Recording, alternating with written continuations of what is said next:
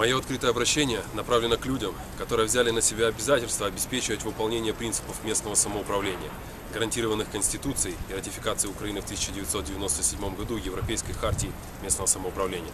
Я обращаюсь к чиновникам областной, городской и районных администраций. Каждый из вас был выбран и утвержден на свою должность, чтобы личной ответственностью обеспечивать беспристрастное управление делами города и области, гарантировать соблюдение прав и интересов каждой семьи, проживающей здесь. Задачи, поставленные перед вами, были разные и порой очень сложные. Это и решение целого ряда социально-экономических вопросов, наведение порядка в жилищно-коммунальной сфере, развитие городской инфраструктуры. Были и глобальные ожидания, такие как поднятие имиджа города и области в целом, выработка механизмов привлечения дополнительных инвестиций, развитие туристической привлекательности региона. Но тот неприкрытый цинизм, воцарившийся в городе, просто поражает. Тревожные сигналы ежедневно поступают из всех отраслей жизнедеятельности города. Средства массовой информации наполнены сообщениями об очередных бедах, обрушивающихся на головы горожан в прямом и переносном смысле. Бесконечные и не поддающиеся логике кадровые перестановки, продажа и перепродажа коммунальной собственности, санаториев, предприятий бюджетной сферы. Полная остановка социальных программ для малообеспеченных граждан, ведь по сути это все мы с вами. В последнее время констатацию очевидных вещей стало принято называть популизмом, и я не буду сейчас перечислять заслуги в кавычках властей города. Сегодня я хочу сфокусировать ваше внимание на проблеме предприятия КП теплоснабжения города Одессы, которое в данный момент требует безотлагательного решения. В вопросах национальной безопасности, к которым без сомнения относится задача обеспечения населения теплом в 30-градусные морозы, не должно быть надежды на одного только Бога. Но не иначе как чудом можно назвать то, что мы не получили новый Алчевск в первой декаде февраля этого года. Бесконечная вереница директоров, сменяющих друг друга на посту руководства коммунального предприятия теплоснабжения города Одессы, привела это некогда системообразующее предприятие к полной разрухе.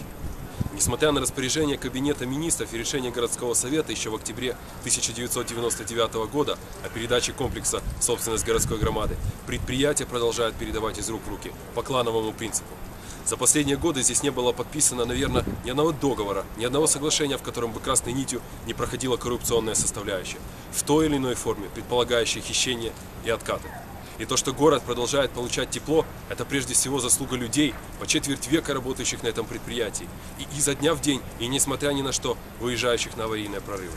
Это заслуга всех одесситов, продолжающих платить один из самых дорогих тарифов за тепло, которое в конечном итоге даже не доходит до квартир горожан из-за катастрофического износа тепловых сетей, на модернизацию которых средств просто не остается после легализации очередных схем расхищения.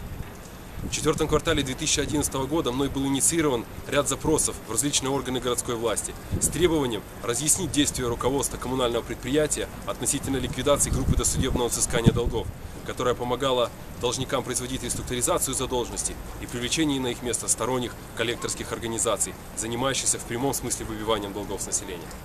Были отправлены запросы относительно обоснованности выделения значительных финансовых средств на установку технических систем видеонаблюдения и контроля доступа в ряде административных помещений предприятия, в то время как котельные требуют реконструкции, а теплотрассы буквально рассыпаются, ведь им уже больше 50 лет. К моему глубочайшему сожалению, ответы больше походят на отписки и выдают круговую поруку действующих в кулуарах Одесского городского совета. Но с этого момента поиском нарушений виновных будет заниматься прокуратура. Я, как гражданин Украины, как человек, который не может позволить себе преступное безразличие, с которым отнеслись представители местной власти, ответственно заявляю: на предприятии начинается сбор подписей для коллективного обращения к президенту Украины с рядом требований, среди которых отстранить от выполнения обязанностей действующего директора Сергея Гуцу, провести всесторонний независимый аудит предприятия за последние годы, остановить процесс исключения Одесской ТЭЦ из списка предприятий, не подлежащих приватизации. Полный текст меморандума будет обнародован вместе с датой оглашения начала кампании по сбору подписей. Я также хочу обратиться к бывшему руководителю службы реализации тепловой энергии предприятия Татьяне Дмитриевне Полторацкой. С того момента, как был подписан приказ о вашем увольнении, предприятие семимильными шагами идет к банкротству. Банкротству, запланированному третьими лицами, преступниками и негодяями, жаждущими таким образом получить в собственность активы, принадлежащие городской громаде. Сегодня под угрозой ликвидации КП ТГО, завтра приватизация ТЭЦ.